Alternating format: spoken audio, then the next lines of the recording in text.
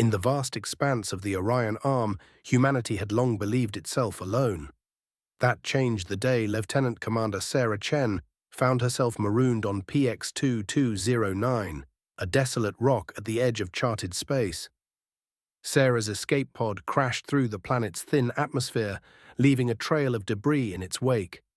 As the dust settled, she emerged from the wreckage, her exosuit's readouts flashing warnings of a toxic atmosphere and dangerously low oxygen levels. "Mayday, Mayday," she croaked into her comms.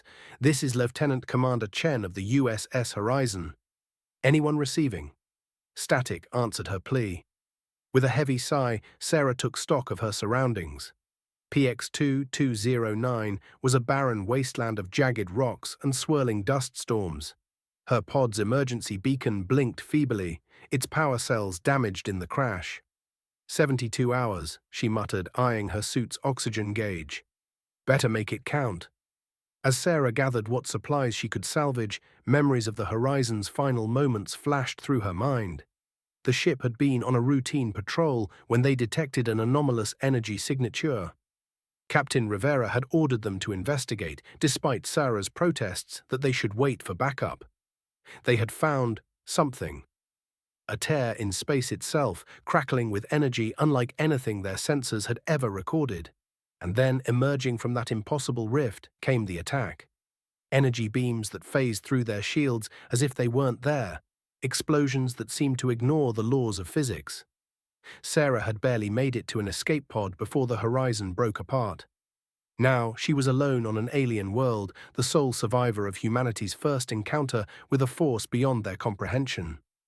As she worked to set up a makeshift camp, Sarah's thoughts turned to her family back on Earth. Her parents, both decorated Starfleet veterans, would be notified of her MIA status. Her younger sister, May, would refuse to believe she was gone. The thought of their grief fueled Sarah's determination to survive. Night fell quickly on PX-2209, plunging the landscape into near-total darkness. Sarah huddled in her pod, running diagnostics on her suit and gear. She had enough rations for a week, maybe two if she stretched them. The real concern was oxygen. Even with careful rationing, she had 3 days at most before her supply ran out. As she drifted into an uneasy sleep, Sarah's last thoughts were of the strange energy signature they had detected. Little did she know, her encounter with the unknown was far from over. Dawn broke on PX-2209, painting the barren landscape in hues of rust and gold. Sarah emerged from her pod, stretching muscles stiff from a night of fitful sleep. She began her morning routine, a semblance of normalcy in this alien environment. Checking her suit systems, taking stock of supplies, and scanning for any sign of rescue. As she crested a small ridge, a faint glimmer caught her eye. At first, she dismissed it as a trick of the light, a mirage born of hope and desperation. But as she squinted through the haze, her heart leaped into her throat. There, barely visible against the ochre landscape, was an unmistakably artificial structure. Sarah's training kicked in, overriding her initial surge of excitement. She approached cautiously, her hand hovering near the sidearm at her hip. As she drew closer, the structure revealed itself to be a ship, or what remained of one. Its sleek silver hull was pockmarked with impact craters and streaked with an iridescent fluid that seemed to glow faintly in the planet's dim light. The craft was unlike anything in Earth's arsenal, its design speaking of an intelligence far beyond human ken. "First contact," Sarah whispered, awe and trepidation warring in her voice, "and I'm the only one here to see it." A low, keening wail suddenly pierced the air, sending shivers down Sarah's spine. It was a sound of pain, of desperation, and it was coming from inside the alien craft. Without hesitation, Sarah sprinted towards the ship. Her training screamed at her to be cautious, to treat this as a potential threat. But something deeper, more instinctive, propelled her forward. Whatever made that sound was hurt, and it needed help. She found the entrance, a jagged tear in the hull, its edges smoothed by what looked like partial molecular reconstruction. Sarah squeezed through, her suit's lights illuminating a corridor that seemed to pulse with an otherworldly energy. The wailing grew louder, guiding Sarah deeper into the ship's depths. She emerged into what appeared to be a control room, banks of crystalline interfaces glowing with alien script. And there, huddled in a corner, was the source of the cry. It was beautiful and terrifying all at once. A being of living light, its form constantly shifting and flowing like liquid starfire. But even to Sarah's untrained eye, it was clear the creature was gravely wounded. Its luminescence flickered erratically, and a dark, oily substance oozed from multiple lacerations across its body. The alien's gaze locked onto Sarah, and in that moment she felt a connection that transcended language or species. Pain, fear, and a desperate plea for help flooded her mind. Without thinking, Sarah reached out, her gloved hand hovering inches from the creature's radiant form. "It's okay," she soothed, her voice cracking with emotion. "I'm here to help." The alien's light pulsed once, twice, and then it slumped forward, unconscious. Sarah caught it, marveling at how it felt both solid and ephemeral in her arms. "Hold on," she murmured, already assessing the alien's injuries and formulating a plan. "I've got you." For the next 48 hours, Sarah worked tirelessly. She jury-rigged medical equipment from her escape pod with alien technology she barely understood. She used every scrap of medical knowledge from her emergency training, adapting on the fly to an anatomy that defied conventional biology. The alien's wounds were unlike anything Sarah had ever encountered. The dark, oily substance seemed to be both the cause of the injuries and a byproduct of them. It resisted her attempts to clean it away, almost as if it were alive itself. Sarah's breakthrough came when she noticed how the alien's natural bioluminescence seemed to repel the dark substance. Using a modified scanner from her medkit, she was able to stimulate the alien's light production. Slowly but surely, the wounds began to close, the darkness receding. Through it all, the alien drifted in and out of consciousness. In its lucid moments, it communicated with Sarah through a series of images and emotions projected directly into her mind. She learned that it was called Zarek, an emissary from a civilization far beyond the Milky Way. Its mission of peaceful contact had gone horribly wrong when its ship was attacked by an unknown force. As Sarah worked, Zarek shared fragments of its vast knowledge. She saw glimpses of worlds that defied imagination, civilizations that spanned entire galaxies, and technologies that seemed like magic. But with these wonders came warnings of dangers lurking in the depths of space, forces that threatened not just individual worlds, but the very fabric of reality itself. Sarah's own story spilled out as she worked, a mix of spoken words and projected thoughts. She told Zarek of Earth, of humanity's first steps into space, of their hopes and dreams and fears.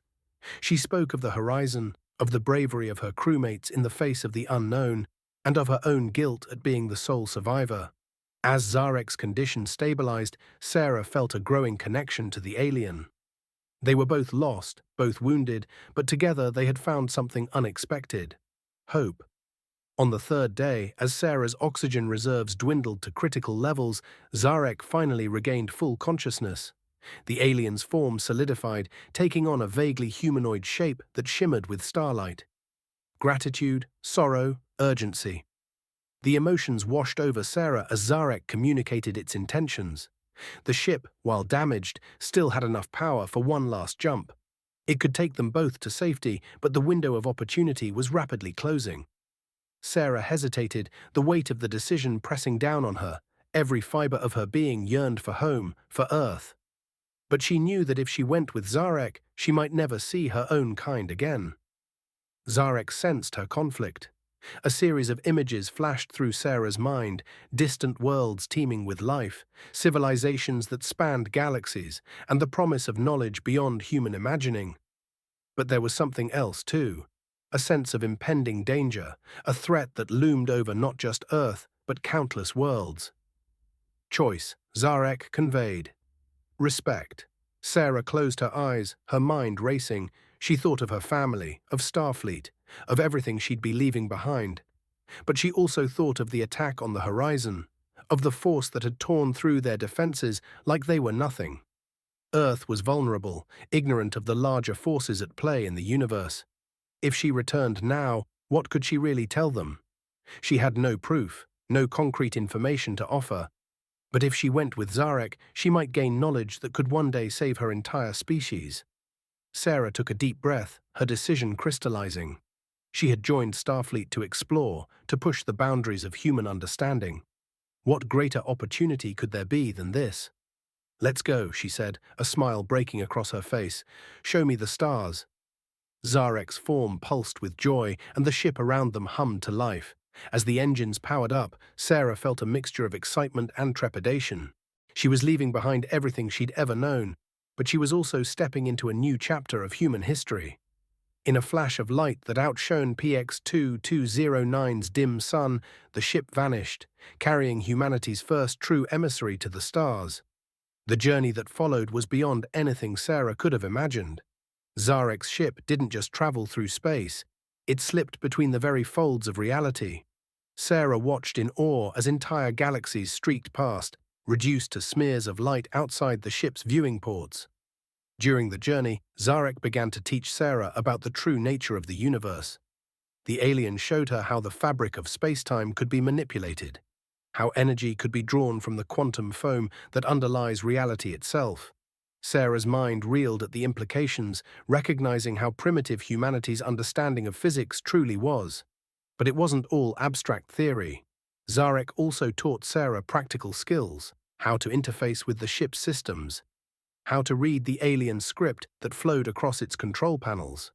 Sarah threw herself into the learning with passionate intensity, driven by the knowledge that she might one day need to use these skills to help Earth. As they traveled, Zarek revealed more about the threat that had attacked both of their ships. They were called the Void Eaters, a race of beings from outside the known universe. They fed on the very essence of reality, leaving dead zones of null space in their wake.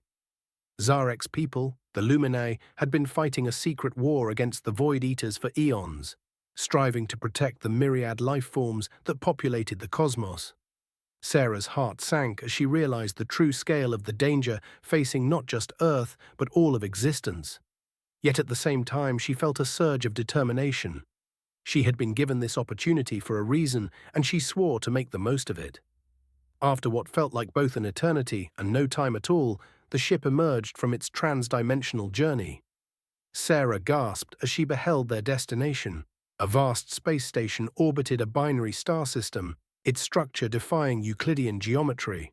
Swarms of ships in all shapes and sizes bustled around it, a cosmic metropolis teeming with life.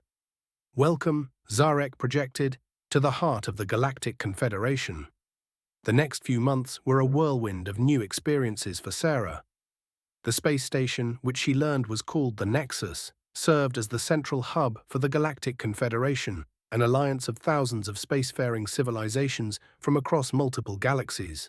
Sarah found herself thrust into the role of Earth's de facto ambassador. She attended council meetings where the fate of entire star systems was decided, witnessed diplomatic negotiations between species so alien she could barely comprehend their modes of communication, and slowly began to grasp the intricate web of alliances and conflicts that shaped intergalactic politics. Throughout it all, Zarek remained by her side, serving as both mentor and friend. The bond between them deepened, transcending the barriers of their vastly different biologies. Sarah came to understand that the Luminae experienced time and space in a fundamentally different way than humans, existing partially in dimensions beyond human perception. This gave them a unique perspective on the universe, one that they were eager to share with other races. But it wasn't all high-level politics and metaphysical discussions. Sarah also spent time in the Nexus's vast libraries, voraciously consuming knowledge about spacefaring technology, xenobiology, and the histories of countless civilizations. She was determined to learn everything she could, driven by the hope that this knowledge might one day help protect Earth. As the months turned into years, Sarah's reputation grew. Her unique perspective as a representative of a pre-FTL civilization, combined with her quick thinking and adaptability, made her a valuable asset to the Confederation. She participated in diplomatic missions, helped mediate conflicts between alien races, and even assisted in scientific endeavors to push back against the encroachment of the Void Eaters. But despite her successes, Sarah never forgot her roots. Every night, before she slept, she would look out at the unfamiliar stars and think of Earth.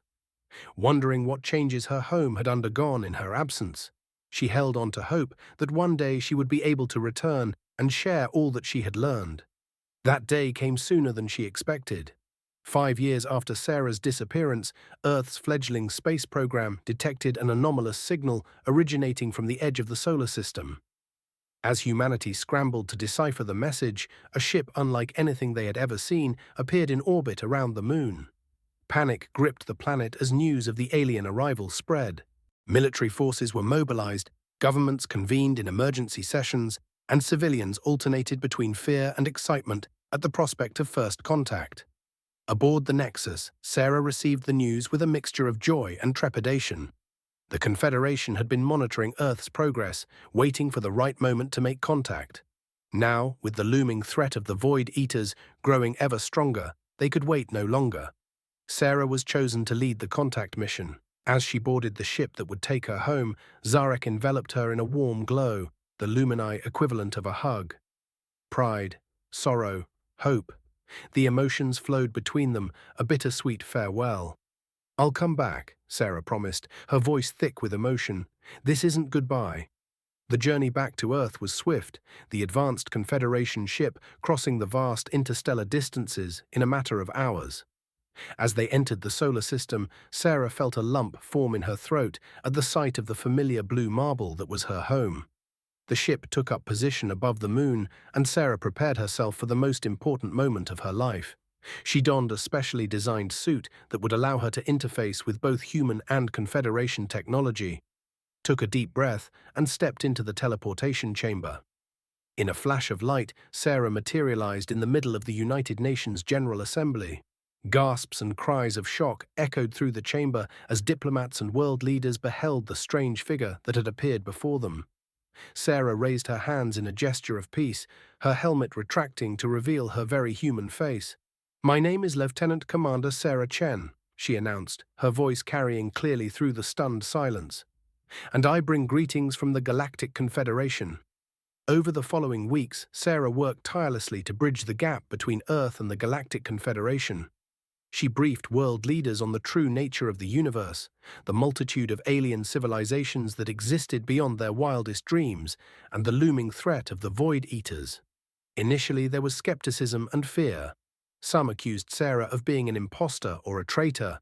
Others believed her story, but argued that humanity should isolate itself, focusing on building up its defenses rather than joining an intergalactic alliance.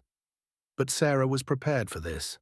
With the help of the Confederation, she provided irrefutable proof of her claims. Demonstration of advanced technologies, live communications with alien races, and even a supervised visit to the Nexus for a select group of world leaders and scientists. As the reality of their new situation sank in, humanity began to adapt with remarkable speed. The spirit of exploration and innovation that had taken them to the moon now propelled them towards the stars. Sarah found herself at the center of a whirlwind of activity.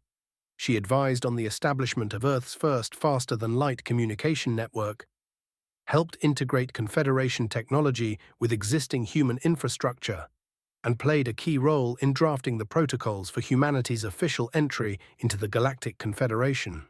But it wasn't all smooth sailing. The sudden influx of advanced technology and knowledge caused significant societal upheaval. Economic systems had to be restructured to account for near-limitless energy and resources. Religious and philosophical beliefs were challenged by the reality of countless alien civilizations. Through it all, Sarah served as a bridge between the old and the new. Her unique perspective as both a human and a citizen of the galaxy allowed her to guide her species through this tumultuous transition.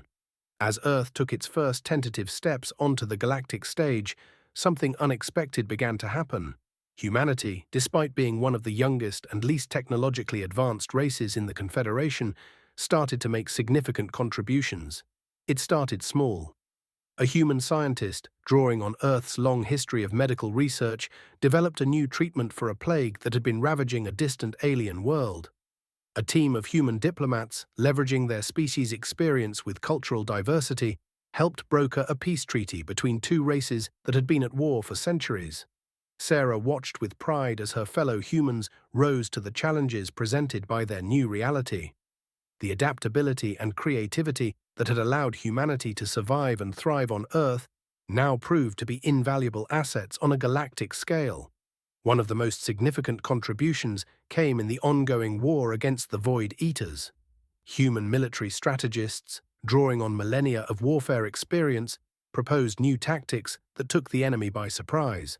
The Void Eaters, used to the predictable patterns of ancient civilizations, found themselves outmaneuvered by the unconventional thinking of these galactic newcomers. But perhaps humanity's greatest contribution was less tangible. In a galaxy filled with ancient, often stagnant civilizations, humans brought a fresh perspective. Their curiosity, their drive to explore and understand, reinvigorated many of their alien allies. Zarek, in a conversation with Sarah, put it best: "Your people remind us of why we fight. You show us the wonder of the universe through new eyes, and in doing so, you rekindle our own sense of awe." 5 years after Earth joined the Galactic Confederation, the Void Eaters launched their most devastating attack yet. A massive fleet of their reality-warping ships tore through the defenses of a dozen star systems, leaving dead zones of null space in their wake. The Confederation reeled from the assault. Billions of lives were lost, entire civilizations wiped from existence. As panic spread, many began to lose hope. Some even suggested surrendering to the Void Eaters, arguing that a quick end was better than prolonged suffering. In this darkest hour, it was humanity that stepped up. Led by Sarah, now an admiral in the Confederation fleet, Earth proposed a daring counterattack. Drawing on their species' history of guerrilla warfare and asymmetric conflicts, they outlined a plan that seemed crazy to many of their allies. Instead of confronting the Void Eaters head-on, they would strike at the very fabric of space-time itself. Using a combination of Luminae energy manipulation techniques and cutting-edge human theoretical physics, they proposed to create a cascade of controlled reality fractures that would trap the Void Eaters between dimensions. It was a plan born of desperation, with a high chance of failure and potentially catastrophic consequences if it went wrong. But in the face of certain defeat, the Confederation agreed to take the risk. The battle that followed would be remembered for millennia to come. Sarah led a joint human-alien task force on what many considered a suicide mission. They slipped behind enemy lines, planting reality-warping devices at strategic points across multiple galaxies. As the main Confederation fleet engaged the Void Eaters in a desperate holding action, Sarah's team raced against time to activate their trap. The fabric of space-time groaned and buckled as the devices came online, creating a web of fractures that spread across the cosmos. For a moment, it seemed as if the universe itself would tear apart. But then, miraculously, the plan worked. The Void Eaters, caught off guard by this unprecedented attack, found themselves pulled into the fractures. Their fleet, once seemingly invincible, was scattered and trapped between dimensions. The cost had been high. Entire star systems had been sacrificed to create the reality fractures. But the Void Eaters' advance had been halted, and for the first time in eons, the galaxy dared to hope for a future free from their threat. In the aftermath of the Great Battle, Sarah found herself hailed as a hero across the Confederation. But as she stood before the Galactic Council, accepting their highest honors, her thoughts were not on glory or celebration. Instead, she thought of the long journey that had brought her to this point. From a scared, stranded human on a desolate planet to the admiral who had helped save the galaxy. She thought of Zarek, her first alien friend, who had shown her wonders beyond imagination. She thought of Earth, of how far her people had come and how much further they could go. As she addressed the council, Sarah spoke not of victory, but of unity. "We won this battle not because of any one race's strength," she said, her words broadcast across 1,000,000 worlds. "We won because we stood together, because we combined our knowledge, our skills, our hopes and dreams. This victory belongs to all of us, and it shows us what we can achieve when we work as one." In the years that followed, the galaxy entered a new age of cooperation and exploration. The reality fractures created during the battle had opened up new avenues of scientific research. The shared experience of facing the Void Eaters had brought the member races of the Confederation closer together than ever before. And at the forefront of this new era stood humanity. Their universities became centers of interstellar learning. their cities shining beacons of multicultural exchange. Human art, music, and literature spread across the galaxy, touching hearts and minds of beings utterly alien to them. Sarah, though offered positions of great power, chose a different path. She established an academy on Earth dedicated to training the next generation of human explorers, diplomats, and peacekeepers. There she shared the wisdom she had gained from her incredible journey, preparing her students for the wonders and challenges that awaited them among the stars. As she watched her students graduate and set off on their own adventures, Sarah felt a profound sense of pride and hope.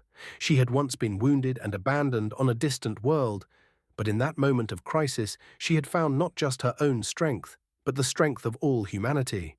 The stars that had once seemed so distant now beckoned with the promise of new discoveries, new friendships, and new challenges to overcome. And humanity, with its indomitable spirit and newfound galactic perspective, was ready to answer that call. As night fell on the academy, Sarah stood at the window of her office, gazing up at the starry sky. Somewhere out there, she knew, Zarek was watching over another young civilization, guiding them as he had once guided her. Somewhere out there, the remnants of the Void Eaters were still a threat, waiting to be faced by the next generation of heroes. But here, on Earth, in this moment, there was peace. There was hope. And there was the unshakable knowledge that no matter what the universe might throw at them, humanity would face it head-on. With courage, creativity, and compassion. Sarah smiled, her heart full of gratitude for the incredible journey that had brought her to this point. As she turned away from the window, she whispered a quiet thank you to the cosmos, for the challenges that had forged her, for the friendships that had sustained her, and for the endless possibilities that still lay ahead. The story of humanity among the stars was far from over. In fact, it had only just begun.